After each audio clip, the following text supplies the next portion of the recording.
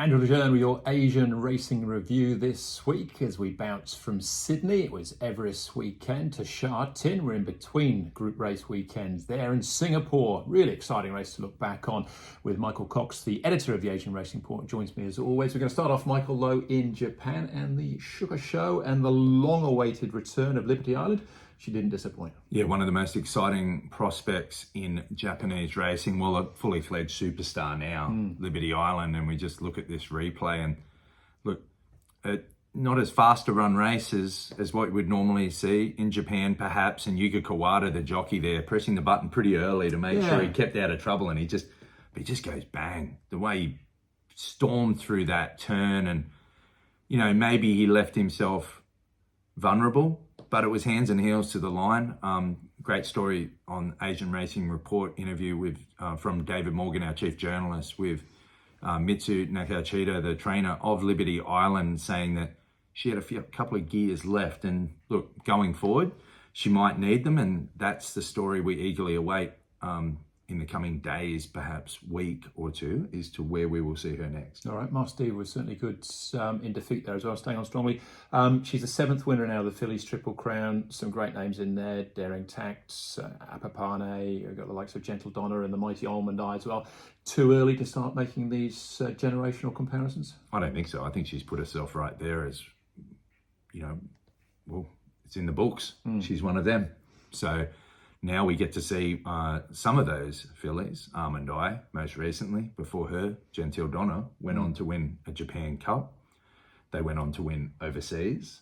And they're the boxes that are yet to be ticked by Liberty Island. But the great thing about Japanese horse racing and Japanese horses and a trainer like Mitsu Nakachita is that he has those aspirations and that awareness of overseas racing, that he will head overseas. There'll be no dodging for easier options. And I guess that's a great thing in the story. The options are there for Liberty Island. Does she go to a Queen Elizabeth Cup over 2,200 metres against her own sex? Easier option. Or does she go to a Japan Cup against probably Equinox, who has the Tenno Show autumn coming up next? That would be the clash that everybody wants. And it's just interesting to hear, you know, the phrase, oh, she's the public's horse now, she's the people's horse now, is used a lot. And we see it from the trainer there of Liberty Island in this great interview with David Morgan. He's saying that it's more than just a cliche in Japan. I think there is a sense of challenge that perhaps in other jurisdictions, the option there is there to go like, where is she the shortest price to get to win and to get the next Group 1? It's not the thinking. The thinking is, where is the option where she can prove herself best and really put her name up in lights? And look, the hope is that it's a Japan Cup and it's Equinox v Liberty Island there. And also great again, as written about by David, is that, you know, she's a horse, she's Shree, but she's going to race through a 5-year-old season, injury permitting, health permitting. So we're going to see her travel. We're going to see her in a lot of big races against some really top-class opposition. Legacy seems to be a thing, doesn't it, with Japanese racing, and they definitely get that opportunity, say, racing on through their 3, 4, maybe even 5-year-old careers. At the start of the season, we were talking about Liberty Island and Sol Oriens. That was the match we wanted. Hopefully we get this Equinox now. We will see Sol Oriens back in action this weekend. His bubble was burst somewhat by Tastiera in the Tokyo Jeune, but they rematch in the Kikuka Sho this week with Joao Moreira back in town as well. Yeah, Joao Moreira on Tastiera starting a long stint. Well, let's see what they've got. I don't really have much to say about the clash itself. It's 1-1. Let's see. Yeah. Let's go. Best of 3. You know, it's interesting. Historically, the winner of the Guineas sort of has the edge coming into the third leg. You know, we've seen 5 horses do it previously, win the Guineas, and then the St. Leger, the third leg. So, you know, looking at Joao Moreira getting aboard Tastiera, though, this is the start of a really interesting period where foreign jockeys and the real star-studded cast of foreign jockeys will hit Japan for this big period of Group 1 races, basically a Group 1 race every week right through to December 3 in the Champions Cup. That includes the Tenno Show Autumn. It includes the Queen Elizabeth Cup we've mentioned, the Japan Cup. And look, Moreira is going to be there at the same time as Ryan Moore. Ryan Moore, the They've got similar support from the trainers. So it's going to be really interesting to see with Moreira going there in top form. There are lots of injury concerns. Of course, he's talked quite openly about this being the sunset period of Joao Moreira's career. But taking himself out of Hong Kong really seems to have given him a new lease of life mentally and perhaps physically as well, just away from that week to week, twice weekly grind, being able to rest a little bit. He's traveling a lot, but he's riding really well, and this is going to be a great period of Group 1 racing in Japan. Yeah, we had a good stint in Australia. Started with winners, had a Group 1 winner as well with Militarised, signed off with a winner in Melbourne on the weekend as well. So we wish Joe well, and we'll catch up with the Kikuka Sho next week. Speaking of Australia, of course, it was Everest weekend at Royal Randwick. Big crowds, big betting as well, because it was the World Pool. And we had two of horse racing's probably biggest administrators as well, in the shape of Peter Levandes and Winfred and Engelbrecht-Bresges on track there on the weekend. Yeah, we were there. We were walking through the crowd after the last when the people were getting down to Empire of the Sun. I didn't see Winfred. He busted out his dance moves, but I think he busted out his dance moves at the Asian Racing Conference last year, but he wasn't there dancing to Empire of the Sun after the last, but he was, maybe had to get back to Hong Kong for Sunday's meeting, but he was there on course, and he was there because of the influence of the World Pool, which is an initiative pushed by the Hong Kong Jockey Club, where the Hong Kong Jockey Club hosts the parimutuel pool, and Hong Kong punters are able to bet in to the race, as they would on a simulcast. But the difference is that the pools are commingled from all around the world. I guess I've written a column this week pointing out that, you know, these two administrators, probably the two most powerful, in my opinion, administrators in the world. Of course, Winfred is the chairman of the International Federation of Horse Racing Authorities, also boss of the Hong Kong Jockey Club, which is a huge organisation that entails more than just racing. He's the CEO of a club that is one of the 5 biggest charities in the world. And you've got Peter Levandes, who has just basically taken control of Racing New South Wales, well versed in his disruptive tactics over more than a decade now in trying to wrest control of racing in Australia from Melbourne and Victoria. He also runs rugby league, which isn't one of the 5 biggest charities in the world.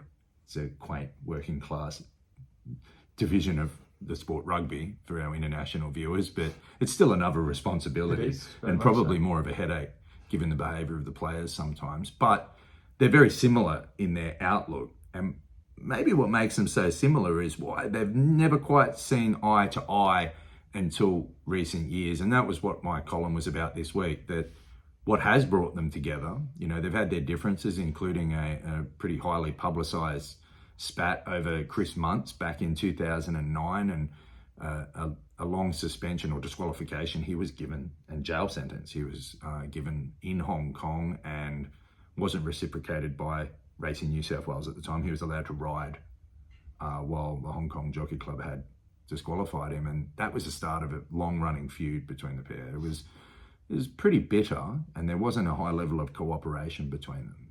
My column this week was about what has brought them together and what that could mean, and I just think it's a really interesting situation. Like what could this push towards? I think the World Pool brings some.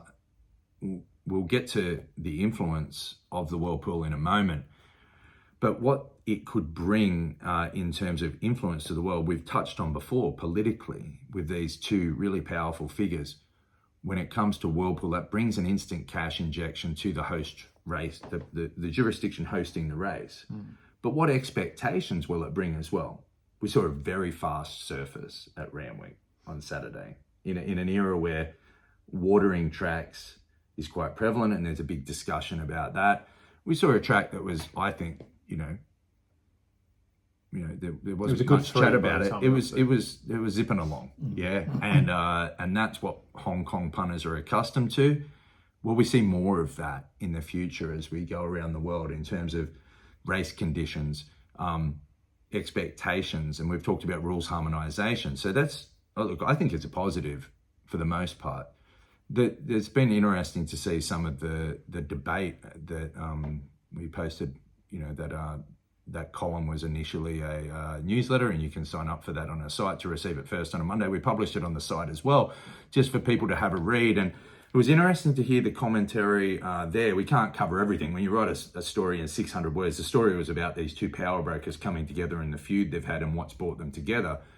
A lot of people interested in what the takeout rate is on World Pool races. It is higher than what's on the tab, and that is a cause for concern for customers in Australia. They're being asked, basically, it costs you in terms of price, particularly the favourites on the World Pool races. The takeout's higher. The betting is skewed towards favourites, typically. I think on simulcast, they want to come to the, Hong Kong punters. We saw a couple of weeks ago in the Turnbull Stakes, a World Pool race, Romantic Warrior $1.55, well unders what was available elsewhere, and probably well unders in terms of the horse's performance. So that is a concern. Can the Hong Kong Jockey Club, and maybe that's on the books there, I think the next argument for the Hong Kong Jockey Club has to pick its battles when it comes to legislation. I think World Pool can be a force for good in terms of revitalising parimutuel tote pools around the world. But what has to happen is, can they get that takeout down? Because it's going to make turnover go up and it's going to mean a better deal for customers. But that's a battle that is going to be fought by the Hong Kong Jockey Club and legislators in Hong Kong. They have to pick their fights there, but they've managed to get other things across the board: rebates on big bets, extending the race schedule, adding simulcasts themselves. That was a battle they had to change through legislation. So maybe the next one is a reduction in takeouts there. So interesting debate there, but I just thought there's a lot of people interested. We put the story up on Twitter, a lot of people having their say in 240 characters or less. Congratulations to you. Most of the grammar was correct. You'll get there one day, but it's a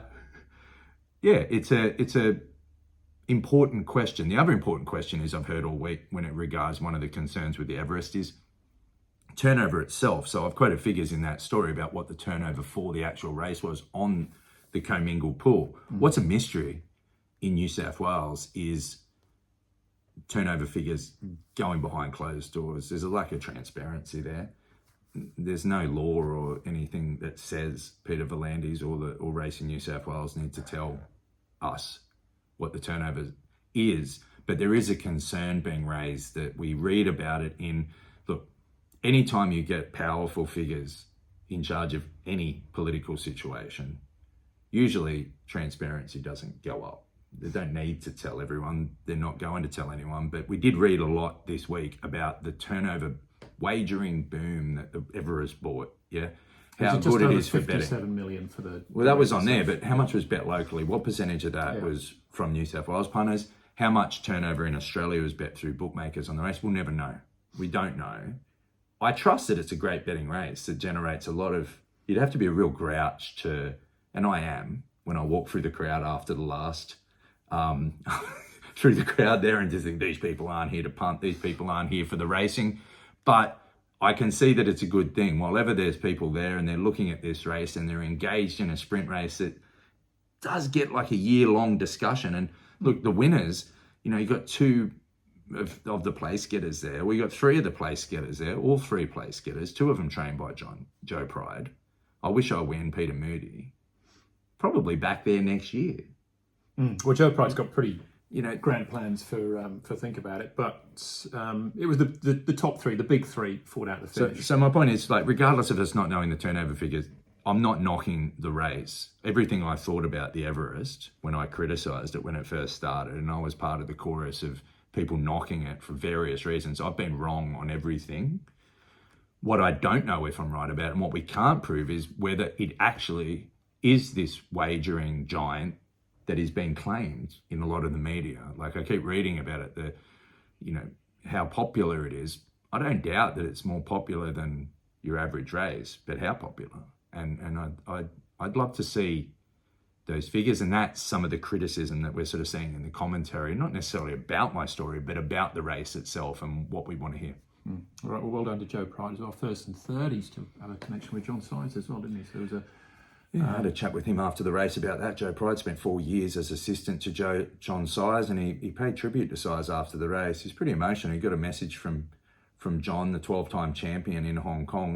When John Size left for Hong Kong for the start of the 2001-2002 season, Joe Pride didn't feel like he was ready to take over the stables. And if it wasn't for a push from John Size and his then wife, Carmel, Joe probably, his quote to me was he might have been lost to the industry. So, you know, credit to John Size for the influence he's had. We talked about the influence he's had within Hong Kong with trainers like Frankie Law, Pierre Ong, local trainers that have spent time under John Size and have just gone on to be like, who stamped themselves as top trainers right from the start. Well, Joe Pride's been a great trainer for a very long time now, or since that time, but he's probably taken another step with these 2 stars he has. He won't want to be anywhere in a hurry, but I just want to float the idea. We want to talk about who could replace John Size in 4 years from now. You'd be top of the most wanted list in terms of desirable trainers that could fill that spot would be Joe Pride. So, you know, it's not one that trainers want to talk about and that you want to speculate too strongly on, because obviously running a stable in Australia for syndicators, he probably doesn't want to go anywhere now with 2 of the best sprinters in Australia and a favourite for next year's Everest in his stable. But yeah, Joe Pride would be a great prospect for Hong Kong. There you go. And Sam Clippard on board as well with that Hong Kong past 2. We moved to Hong Kong in actual fact. It was the Sha Tin Trophy on the weekend. Saw the return of California's Spangle with his new jockey Hugh Bowman on board. Top weight, didn't matter in the least though. Beauty Eternal was the sort of the up and coming star we hope to see big things from. Finishing in 3rd place, getting a fair bit of weight off him. Okay, yeah, I'll get something to say on this race. 12 pounds. To me, I don't see that being like gifted in front to California Spangle. You know, that's every race. That's every mile race in Hong Kong at that level. Beauty Eternal, Zach didn't have the confidence. He could have had him wherever he wanted. He could have been there stalking California Spangle, but he couldn't put him there. He didn't have the confidence. He rode him just that bit back. He exposed him in a way where if he was good enough to win a Hong Kong mile, Beauty Eternal, that was the day he needed to show it, in my opinion. I think now we look forward to next time. Sure, the 5 pounds can count for more, but it won't count for as much weight as he had this time. And we look forward to California Spangle again, and really looking forward to that Hong Kong mile where we might see some Japanese horses as well. A great race. I agree with everything you say. I'm not prepared to completely get off Beauty Eternal yet. Lucky Sweynesse runs this weekend again in the Premier Bowl. It was this race last year that Wellington gave him a stack of 11 pounds and a decent beating as well. And then Lucky Sweynesse came out and he just went above and beyond after that. So I'm not comparing saying Beauty Eternal is going to turn into a Lucky Sweynesse, but I'll just give him a chance to for his next start before I completely jump off. But everything you say is true. It's D-Day next time. Definitely. Yeah, when they get a bit closer. But on Lucky Sweynesse, so he was beaten quite badly first up, giving a stack of weight away. Small field this weekend. Is still giving weight to the field. What do we expect to see from him? Oh, he's our new whipping boy. Manfred Man, the trainer of Lucky Sweynesse. Oh, man. What a disaster this preparation could be. This could be the train wreck preparation of the year. You know, you have one every year where you just go like, what did you put it in that race? And then what did you put it in that race again? And that tactic and then this. And, Lucky Sweynesse rolled on the first day of this season. He raced on the last day of last season. Young horse. Why? Really up and coming talent. You've got the best sprinter in Hong Kong. And then Manfred Man, the trainer, his comments this week, well, he wasn't fit enough with 135 pounds last start. And that's why he got fit. Well, the horse wasn't off on its own at some fitness camp trying to get itself fit. He was walking past the trainer every day and past the trainer stand. He didn't have to run in the race. He could have gone into trials. He could have incrementally brought the horse up and saved him for what the proper target is. Really, he should have been in the Everest on Saturday first up. Let's face it. Yeah, and he wasn't. I don't know why. Trainers, maybe they don't like Australia. Maybe the owners don't want to come down. But, there were people willing to take him into a slot. I'm sure that the tab would have taken him into a slot. He would have been, right in that market and right in that race. Whatever. Pass is a pass. But now he's going to run again this weekend. Another 135 pounds on top against, a pretty poor field. But, geez, Manfred Man, the trainer, could come under a bit of pressure here if this horse is beaten again. He's going to be favourite, and race placement, preparation, he won't be able to say he wasn't fit this time. So let's see. All right, at the Premier Bowl this weekend. Singapore, really good race last weekend. We came off the Queen Elizabeth Cup there, and we saw Hong Kong Great, who was great. His name's still in the record books as the record holder of the all-weather 1650 track record Hong Kong Great. But he was on the turf last weekend, and a great ride out in front as well from Bernardo Pinheiro Piera. Got there in the end. Out in front, stole a march, and they couldn't quite peg him out. Yeah, great to watch. Yeah, it is. It's great theatre to see the when a horse gets out, bowls along in front like this in a big lead, and you've got the horse in behind, CC Wong on Limbs Kosciuszko, the great Singapore champion, stalking him. Maybe not quite as good at that distance, like the horse Query at the distance, trying to cuddle him up through the straight to catch him, and he nearly got there. It was just great theatre, great racing, great effort by the winning trainer Ricardo Lagrange. He's going to be an interesting one to catch up with. As look, the sting in the tail with any time we talk about Singapore, and it's sad to talk about. I want to give this horse its credit. Came from Hong Kong to Singapore. That's a great effort by everyone concerned. Fantastic win. I'll pay credit to all the professionalism of the trainers and the jockeys that continue to turn up under incredibly stressful circumstances, like to be able to keep doing your job with such it's not even an uncertain future. No, you could say one thing to say, well, we're not sure about the future, like it would be in Macau. Well, you're sure about the future. Some of these people, these trainers, jockeys, stable staff, they don't know what they're going to do next. They're probably trying to plan their future, but they've got to go out there and perform under pressure. And you saw that race. That was great. And very talented trainer, Ricardo Lagrange, still young. Hopefully he finds a place somewhere in the world in racing, because, that's a fear. Some of these people could be lost to the industry in a way, and that would be a very sad. While we're at it though, sting in the tail. That's the last running of that race. And every time we see a feature race from now on, that's the last time that race will be run. And we still haven't heard, we heard a few weeks ago now, for months we've been hearing about a multi-million-dollar package to help trainers and officials move on. Well, we're yet to see any concrete plans of it. I'll just use this platform again. If anyone's watching, if any officials are watching, I know some of them do, because they don't. This is where they find out sometimes what's going on. Let's see it. Let's put some pressure on. And, from the officials there that are sort of standing in place and, just overseeing a situation, maybe it's time to hear from some of the, officials that are in charge of things there. Like, what's their legacy going to be? What's the legacy of a the racing boss Dale Brown going to be? The stewards, I'm sure they're under pressure too in terms of doing their job and professionalism, but maybe it's time for someone to speak up, maybe not publicly, but internally, and make sure that the trainers, jockeys, and stable staff, most importantly, the horses, are taken care of. Absolutely. All right. Well, it turned out it was quite a fair chunk to get through there from last weekend, and plenty to look forward to this weekend, I think. Look forward to the racing. Exciting racing ahead. All right. So there you go. Keep following us, all the socials. Of course, like and subscribe, and tune in for more from Asian Racing Review.